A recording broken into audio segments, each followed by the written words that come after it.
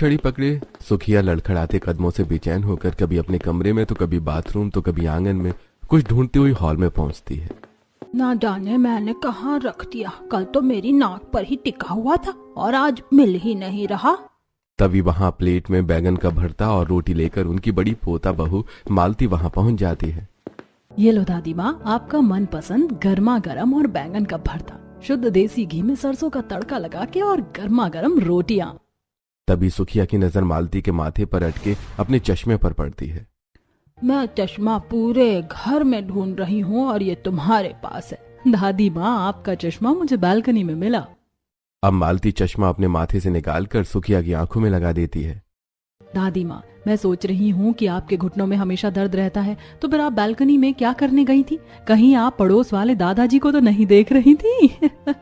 अपनी दादी सास से मस्करी करती है, इधर रहा तो बताऊं तुझे।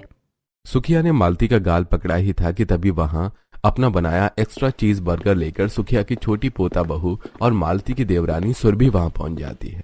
मैं इसकी वजह से बालकनी में गई थी मालती बहू। दादी माँ, मैंने क्या कर दिया? अरे तुझे याद है कल तूने क्या बनाया था?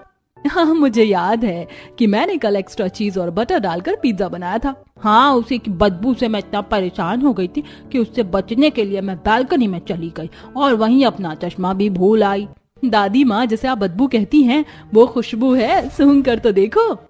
तभी सुरभि बर्गर सुखिया जी के मुंह के पास ले जाती है, लेकिन वो अपना मुंह फेर लेती है और अरे इसे दूर रख मुझसे।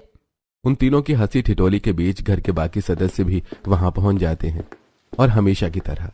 छोटी बहू, हम तुम्हें कितना मना करते हैं कि तुम चीज, क्रीम और वो क्या कहते हैं उसे, बटर, हाँ बटर डालकर खाना मत बनाया करो। कितनी बुरी बदबू आती है तुम्हारे खाने से। अपनी जेठानी की तरह शुद्ध देसी घी और सरसों का तड़का लगाकर खाना बनाया करो। देखो उसके बनाए खाने से कितनी अच्छी खुशबू आती है। हाँ देवरानी जी, मैं भी तुमको कितना समझाती हूँ कि घर में कोई ये सब नहीं खाता जो तुम बनाती हो। अरे आप क्या जानो, आजकल सब यही खाते हैं और मेरे बनाए खाने से बदबू नहीं, बटर, चीज और क्रीम की खुशबू आती है। जिस दिन आपको समझ में आएगा ना तो आप उंगलियां चाट चाट कर खाओगे। वो दिन जब आएगा तब देखेंगे सुरभि।